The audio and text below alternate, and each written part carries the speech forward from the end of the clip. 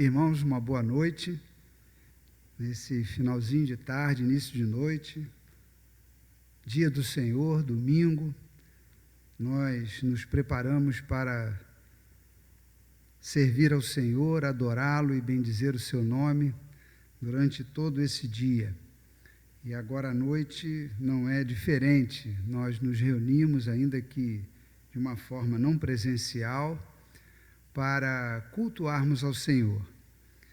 E nessa liturgia nós temos uma mensagem vinda da parte de Deus através da sua palavra, e nós vamos orar pedindo a bênção de Deus, para que os textos que nós vamos consultar, examinar, estudar, que nós possamos receber lições importantes para o nosso dia a dia, com o objetivo, primeiro, de agradar ao nosso Deus. Então, convido os irmãos, onde você estiver, nesse tempo de culto ao Senhor, curve a sua cabeça, se concentre agora, não deixe que nada atrapalhe esse tempo de comunhão com o Senhor. Vamos orar. Senhor, nosso Deus, nosso Pai, humildemente estamos prostrados, reverentemente também, para adorar o Senhor, para declarar o nosso amor e como adoradores sinceros diante do Senhor. Nós queremos agora, Pai, recolher o ensino da Tua palavra. Nós pedimos a Tua bênção, a assistência poderosa do Teu Santo Espírito para me ajudar, não me deixando, Pai, atrapalhar a meditação da Tua palavra com as minhas limitações, mas que o Teu Santo Espírito produza, Pai, aquilo que o Senhor tem propósito para cada um de nós, primeiramente para mim, depois para os meus irmãos que estão participando desse momento de meditação da Tua palavra. Pedimos que o Senhor nos perdoe pelas nossas faltas e que o Senhor nos ilumine agora e receba o nosso culto de adoração, em nome de Jesus. Amém. Muito bem, irmãos, nós temos na nossa vida cristã, claro que todos nós temos um desejo imenso de fazer a vontade de Deus e cumprir, através desse objetivo, boas obras, coisas que agradam ao nosso Deus. E nessa situação que o mundo se encontra, a sociedade, de uma maneira geral, é inclusive bíblico. Se nós estudarmos textos específicos da palavra do Senhor, nós vamos encontrar diversas sinalizações, exortações, advertências de que a humanidade vai caminhar de uma maneira muito isolada da vontade de Deus. E, sinceramente, nos dias atuais, eu confesso que eu já não tenho mais paciência para receber tantas informações conflitantes, e, além de conflitantes, elas são antagônicas sobre fatos que ocorrem. É impressionante como qualquer assunto, independente de estar ligado a qualquer tipo de área das nossas vidas, pode ser político, ciência, pode ser meramente a vida social urbana, os meios de comunicação estão de uma forma tão polarizados que cada um elabora a sua versão para publicar aquilo que convém aos seus interesses particulares, deixando de lado, vou usar uma palavra para definir aquilo que nos interessa saber a respeito dos fatos. Então, eles deixam de lado, muitas vezes, a verdade dos fatos, que deve ser informada sobre o que ocorreu. E Jesus, nesse caso específico, referente a o que nós devemos falar, ele faz uma exortação muito séria sobre qual deve ser a conduta correta que os seus servos devem ter. E esse registro é um registro muito importante.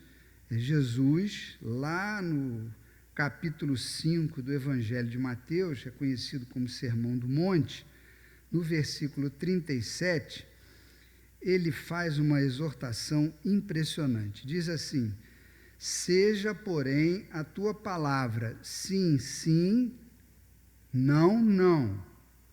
O que disso passar vem do maligno. Quando Jesus fala isso, é de tremer. É de tremer. Por quê? Assusta. Do jeito que nós estamos vendo as coisas acontecendo ao nosso redor de hoje em dia, muitas versões sobre uma mesma situação. O que efetivamente é o que se pode dizer sim e o que se pode dizer não? E a advertência de Jesus diz que o que passar do sim e do não, se for duvidoso, se não for exatamente o sim ou exatamente o não, enfim, a procedência é do maligno. E diante dessa palavra de Jesus, o discípulo de Jesus não pode ter uma postura titubeante frente a uma tomada de decisão. A sua conduta deve ser plenamente ética, mesmo diante, vamos dizer assim, de um possível e importante prejuízo. Pode ser na área financeira, pode ser na área de relacionamento, pode ser em qualquer área. Se houve uma indecisão, ficou titubeante, isso pode prejudicar. Tem que ser plenamente ético. Na verdade, são questões que colocam em prova sistematicamente a autenticidade da nossa fé.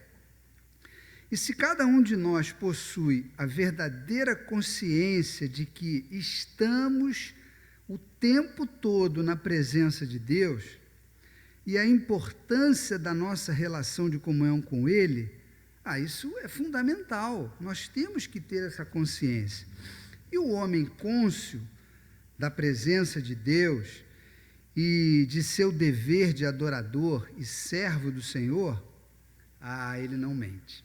Não mente. É difícil? É muito difícil, porque querem classificar de hoje em dia como sendo assim, então, essa é só uma mentirinha.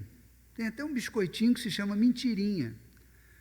Não, essa mentira aqui, ela é do tipo média. Não, aquela ali já é um mentirão, né? Aí não pode, não existe isso.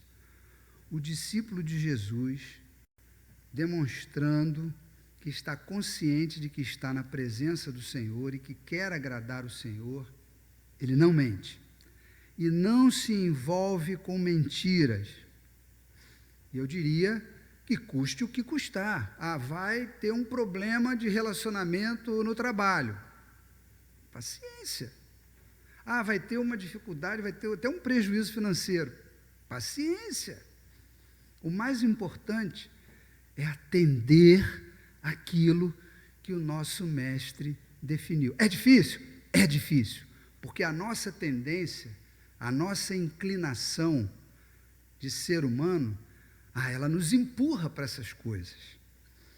E nessa análise, a mentira não é apenas aquela em que nos perguntam sobre um determinado fato e nós respondemos com algo diferente da verdade. Por exemplo, o meu celular, agora eu comprei um celular de criptonita. Claro que isso é mentira. Criptonita é uma invenção que fizeram aí por causa do super-homem. Não é verdade. Isso aí é uma mentira, a gente sabe. Embora haja muitas pessoas que gostam de contar vantagem, mentiras e mentiras e mentiras, não é sobre essa apenas que nós estamos falando. A preocupação aqui, ela vai além disso.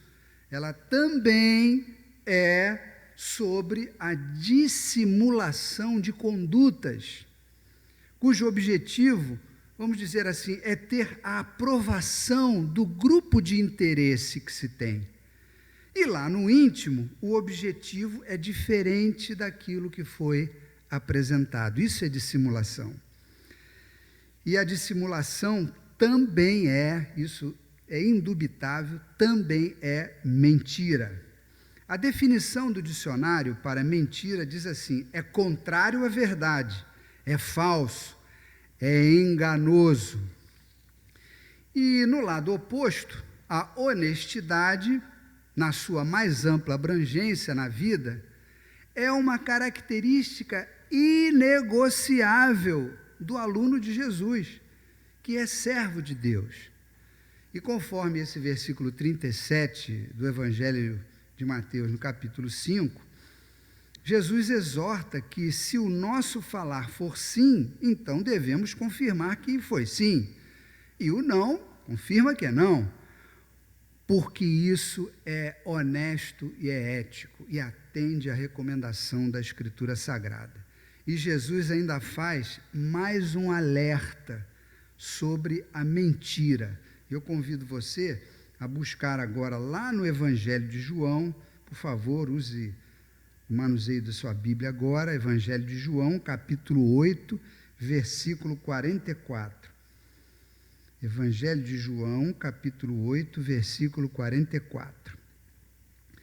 Palavras de Jesus ainda falando sobre esse problemão da mentira. Diz assim: vós, falando com os fariseus, vós sois do diabo, que é o vosso pai, e quereis satisfazer-lhe os desejos.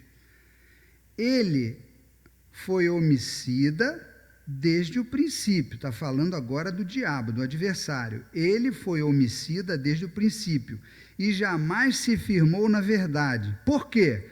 Porque nele não há verdade. Quando ele profere mentira, fala do que lhe é próprio, porque é mentiroso e pai da mentira. Ah, cuidado com a mentira, porque o pai da mentira é o diabo, é o adversário, é Satanás, o chefe da rebelião. Então, muito cuidado, e essa advertência de Jesus feita nesse versículo 44 do Evangelho de João, capítulo 8, é muito importante. Não deixe de trazer isso na sua memória. Ele é o pai da mentira, o diabo. Jesus chega a recomendar que, se alguma parte da minha vida me faz tropeçar, é fundamental que eu remova da minha vida essa parte, que pode ser uma mania, uma vontade, talvez um vício, quem sabe uma fraqueza, pode chamar do que quiser, mas eu tenho que me ver livre disso urgentemente. Por quê? Porque aquilo está me fazendo tropeçar. Há uma oração de um personagem pouco falado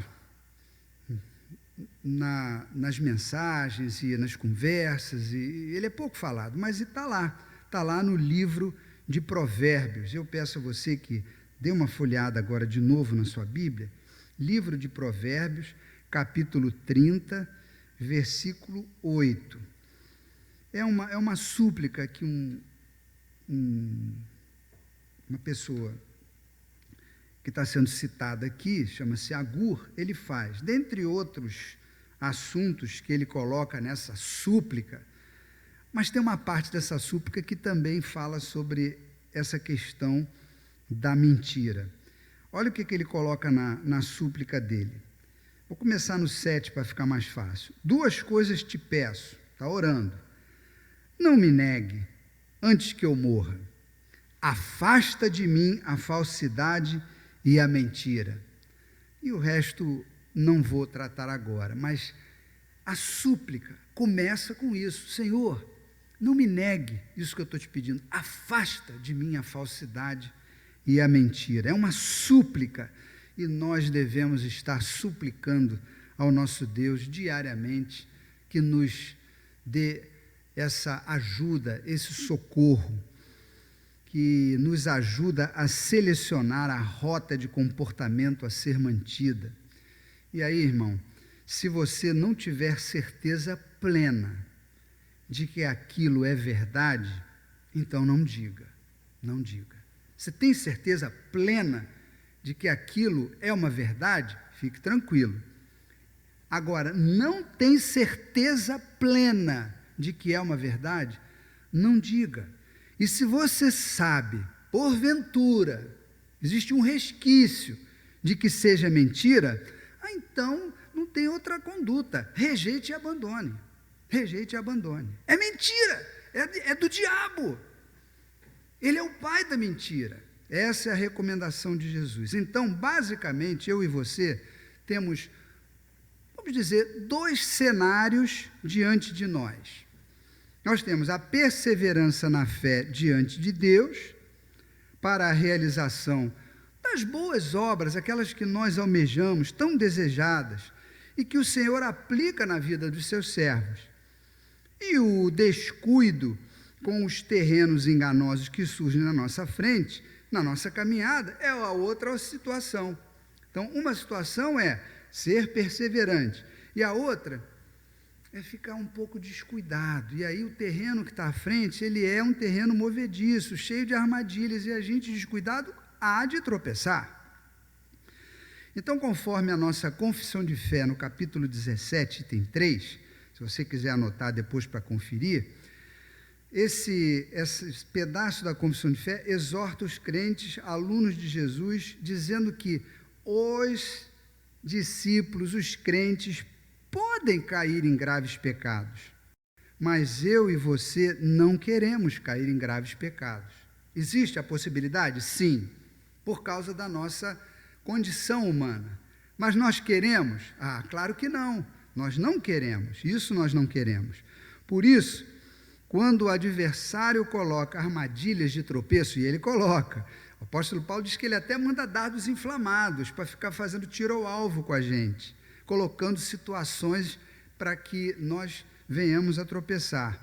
E elas são muito bem disfarçadas. E não tem aviso com placas indicativas. Olha, cuidado, aqui tem uma armadilha, hein, que eu coloquei para você. Não, não é assim, não é assim, não é assim. Por isso, quando o adversário coloca essas armadilhas, ele tenta fazer de uma maneira que não seja percebido. Pode ser, por exemplo, uma situação de conflito entre parentes. Pode ser uma situação de divergência entre colegas de trabalho. Pode ser até entre membros da igreja, entre vizinhos, isso é tão comum, entre amigos que são amigos há tempos e tempos e tempos. De vez em quando aparece uma armadilha. Há diversos exemplos de situações que ensejam mentira e engano. Mas, falando um pouco mais de um outro aspecto, que tem atualmente sido muito presente nos nossos dias, né? Uma situação específica tem sido um destaque para desavenças, do jeito que o inimigo gosta. O inimigo gosta de desavenças. É a questão da polarização política na nossa sociedade. Como isso tem trazido tantos transtornos. E no ambiente de igreja, claro que isso não é conveniente, absolutamente, mas a gente acaba às vezes sentindo que pode aparecer alguma ou outra desavença por conta dessa questão. E eu nunca vi nada semelhante antes.